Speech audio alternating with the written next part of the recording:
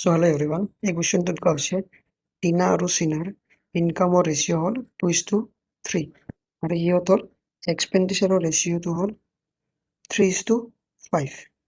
যদি দুয়োজনে 1,000 টকাকৈ ছেভ কৰে তেনেহ'লে টিনাৰ ইনকাম কি হ'ব? চ' এই কোশ্চেনটোত আমি কি কৰিম, সিহঁতৰ ইনকামৰ ৰেচিঅ'টো 2 ইউনিট আৰু 3 ইউনিট, চ' বোথ ছাইড 2ৰে মাল্টিপ্লাই কৰি দিম। চ' ইনকাম অফ টিনা হ'ব 4 ইউনিট, ইনকাম অফ চিনা হ'ব 6 ইউনিট। So 4 ইউনিট ইনকাম হয় and এক্সপেণ্ডিচাৰ হয় 3 ইউনিট, তো টিনাই ছেভ কৰে 1 ইউনিট, ঠিক একেদৰে চিনাও ছেভ কৰে 1 ইউনিট আৰু দুয়োটাৰে ছেভিঙৰ এমাউণ্ট হৈছে 1000। চ' 1 ইউনিটৰ ভেলু হৈ যাব 1000। কুৱেশ্যনত সুধিছে টিনাৰ ইনকাম, চ' টিনাৰ ইনকাম এতিয়া হ'ব 4 ইউনিট। চ' 4 ইউনিটৰ ভেলু আমাক উলিয়াব লাগে। 1 ইউনিটৰ ভেলু 1000, 4 ইউনিটৰ ভেলু 4000, यानी অপশ্যন নম্বৰ A।